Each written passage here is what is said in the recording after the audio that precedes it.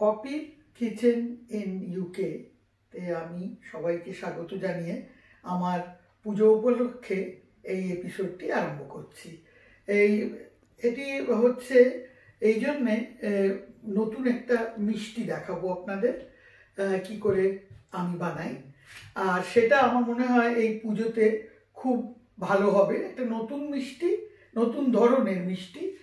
আর যেহেতু আমরা লকডাউনে সবাই বাড়িতে রয়েছি, এবারে প্যান্ডেল হপিং হচ্ছে না, মিষ্টি কেনাও সেরমভাবে হচ্ছে না, প্যান্ডেলে দাঁড়িয়ে খাওয়া হচ্ছে না, তো সেটা বাড়িতে যদি করা হয়, বাড়িতে ডিজিটাল পুজো দেখতে দেখতে বা নানান রকমের ফাংশন, নাচ গান, নাটক, সারাদিন বাড়িতে বন্দি তো একরকম আমরা, তো তার মধ্যে এই মিষ্টিটি করে বাড়িতে করে রাখলেন। আর আমি যখনই দেখাই চটজলদির ব্যাপার, বলতে পারেন ফাঁকিবাজি, কিন্তু স্বাদে কোনো তফাৎ হবে না। তো আমি শুরু করে দিই তাড়াতাড়ি। এটা কিন্তু ছানা দিয়ে করে, কিন্তু আমি ছানাটা কাটতেও তো আবার সময় লাগে, ওই মনে হবে যে ও দুজনের জন্যে, তিনজনের জন্যে আবার কে দুধ এনে ছানা কাটে। তার থেকে ভালো রিকোটা চিজ। রিকোটা চিজটি হলো ছানা মসৃণ করা। এই যে এইটা হলো রিকোটা চিজ। আর রিকোটা চিজে এই যে আমি দেখিয়ে দিই, এই যে এর উপরে এই যে দেখুন রিকোটা চিজ। এটা ইটালিয়ান চিজ, কিন্তু এটা আমাদেরই ছানাটাকে মসৃণ করা রয়েছে, তো সেই জন্য আপনি কিনে আনুন, ব্যাস, টপাটপ ছানা করার ঝামেলা নেই। তারপরে এই ছানাটা আমি দেখিয়ে দিচ্ছি কিরম দেখতে হয়।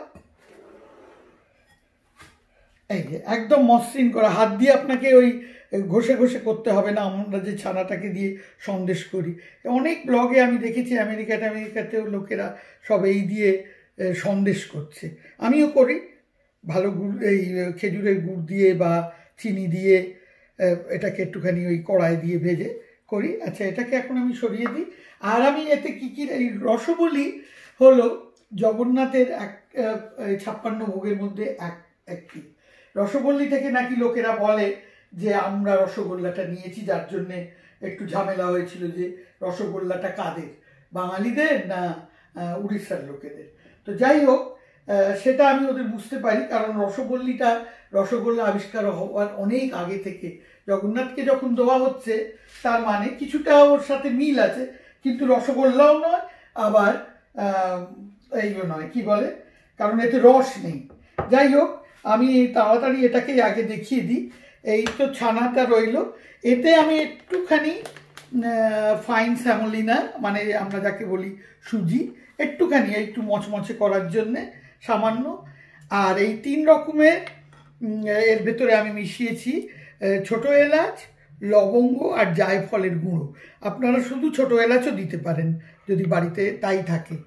আর এই আটাটাই মেন, আটাও দেয় এতে। তাই কতটা প্রপোর্শন বলে দিচ্ছি, যতটা ছানা তার 5 ভাগের 1 ভাগ হবে আটা, আর এই 1-2 চামচ চা চামচ এই সুজি। এই মিশ্রণটা করা, তো আমি আগে থেকেই মিশিয়ে রেখেছি আটা। আমি এইমাত্র যে ছানাটা মেশালাম, সেই জন্যে আবার একটুখানি আটা মিশিয়ে দেবো সামান্য। এই যে এই ভেতরে দিয়ে দিলাম। আচ্ছা, আর এবার এই মশলাগুলো দিচ্ছি। এই যে মশলা, এই যেটা আমি করেছি, ছোটো এলাচ, কি বলে, জায়ফল আর লবঙ্গ মিশ্রণ। আপনারা শুধু ছোটো এলাচও দেয় সবাই, এই দিলাম। আর আমি, ওরা দেয় না, কিন্তু আমি একটুখানি চিনি দেওয়াটা পছন্দ করি, একটুখানি, তাহলে মিষ্টিটা ভালো করে ঢুকে যায়। তো কারণ আমি বাঙালি তো, রসগোল্লা খাওয়া লোক, তো এই একটুখানি দিলাম সামান্য, দিয়ে এটাকে মাখবো। এটাকে ভালো করে মেখে নিতে হবে। ছানা থাকলে তো হাত দিয়ে চটকে, আর একটুখানি সামান্য আবার সুজিটাও দিয়ে দিই, কারণ এই যে ছানাটা মেশালাম সেই জন্যে, তা খুব একটু সামান্য, এই যে, কারণ আগের মিশ্রণটাতে আমার মেশানো আছেই। তো সব মিশিয়ে দিয়ে দিলাম। এই যে এবার এটাকে আমি গরম তেলে ভাজবো। এখন ওরা এই জগন্নাথকে দেওয়ার জন্যে ঘি ব্যবহার করা হয়, তেলে তো হবে না, ভালো ঘি। তো আপনার যদি ভালো ঘি থাকে আর ব্যবহার করতে কোনো আপত্তি না থাকে করতে পারেন, কিন্তু আজকাল লোকেরা হেলথ কনসিয়াস, সেই জন্যে আবার এই ঘিটা সবসময় লোকেরা ব্যবহার করে না। তো আমি করছি, এটাকে করা হয় এইখানে আমার এটা গরম হচ্ছে। আচ্ছা, তার আগে রসবল্লিটা রসে দেওয়া হয় না, সেটা দেওয়া হয় দুধ ঘন করে। আমি দুধ ঘন করে রেখেছি। আপনি দুধ ঘন করার জন্যে মানে আমি ওইটাকে ফুটিয়ে ফুটিয়ে, কিন্তু গরম থাকা চাই দুধটা, না হলে ওই রসবল্লিতে গুলোতে এই দুধটা ঢুকবে না। তো এই রসের জায়গায় এখানে এই দুধ আমাদের যেরকম আমরা ওই করি কি বলে রসমালাই, তার মতন দুধটা করতে হবে। যতটা আপনার ইচ্ছে দুধ নেবেন, যত বেশি নেবেন তার কিন্তু 1/3 থাকবে এই মানে ঘন করার। আর যদি ঘন করতে দেরি হয়, আমি তো অনেক সময় এইটাও ইউজ করি, এই যে কনডেন্স মিল্ক দিয়ে দিলে ব্যাস। আর চিনিটা স্বাদ নিয়ে নেবেন। চিনি আপনার স্বাদ মতন যতটা ইচ্ছে, বেশি মিষ্টি কম মিষ্টি যেরাম নিতে চান সেইরাম এই দুধে মিষ্টি দেবেন, মানে চিনি দেবেন বা মিষ্টি যতটা চান। আর অনেক সময় ঘন করার জন্যে অনেকেরা আবার একটুখানি পাউডার মিল্ক মিক্স করে দেয় যাতে দেরি না হয়। তো আমি তো চটজলদি বলছি, আপনি দেরি যাতে না হয় তাও করতে পারেন, অনেকক্ষণ ধরে দাঁড়িয়ে দাঁড়িয়ে ফুটোনোর থেকে তাই ভালো। একটু দুধ পাউডার দুধ মিশিয়ে দিলেন বা কনডেন্স মিল্কের কিছুটা মিশিয়ে দিলেন, দিয়ে করলেন ঘন, ক্ষীর মতন করার দরকার আর কি। আচ্ছা, এটাকে ভাজার জন্য একটুখানি এটা চটচটে মতন। তো কি করব আমি, ইউজুয়ালি ওরা কি করে মন্দিরের ওখানে যখন করা হয় তখন ওরা একটা কলা পাতা নেয়, নিয়ে তার উপরে ওটাকে ছড়িয়ে দেয়। এটার খুব একটা গোল মতন শেপ হবে, কিন্তু একেবারে যে গোল হতে হবে তার কোনো মানে নেই, কারণ ওটা করা মুশকিল হয়। এটা তো একটু মানে ওই করা, সেই জন্যে এটা করে আমি এই যে এদিকে এটাকে আমি এরমভাবে এইটা বার করলাম, করে এর ভেতর দিয়ে দিলাম। আর তেলটা মাঝারি গরম রাখবেন। আবার আরেকটা নিই, আবার করলাম। তেলটা কিন্তু মাঝামাঝি গরম হবে, মিডিয়াম হিটে যাকে বলে, না হলে ওপরটা পুড়ে যাবে, ভেতরটা ভ্যাদ ভ্যাদে রয়ে যাবে। সেই জন্য এই যে আবার দিলাম। অনেকের আবার একটা ছোট্ট ফুটো করে দেয়। এইটা আসল প্রসাদ হচ্ছে কেন্দ্রপাড়া বলে একটা জায়গা আছে ওতে, এই উড়িষ্যাতে, সেইখানের বলরামের ভোগ, বলরামকে ভোগ দেওয়া হয়। আর এমনিতে 56 ভোগের মধ্যে একটা এটাকে দেওয়া হয়। আর তারপরে এটাকে আবার আমি পরে দেখাচ্ছি, এটা এর ভেতরে দিয়ে দিলাম। এই তিনটে একসাথে আবার নাহলে চট ওই হয়ে যাবে। এটা রাখলাম, হাতটা ধুয়ে নিই।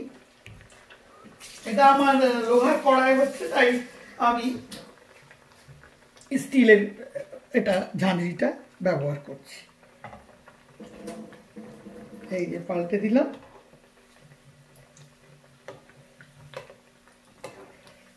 এই আচ্ছা, এইটা আমার মনে হয় হয়ে গেছে, যেটা প্রথমে দিয়েছিলাম, তাই এটাকে আমি দুধে ফেলে দিচ্ছি। তারপরে এইটাকে হচ্ছে, আমি আর একটাও দিতে পারি, আবার দেখিয়ে দিচ্ছি। এই যে এদিকে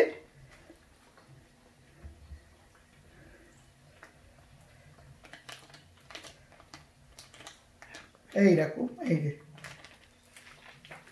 ব্যাস, এই যে এইটা দিয়ে দিলাম। বাকিটা আমি পরে করব। আচ্ছা, আমি এখন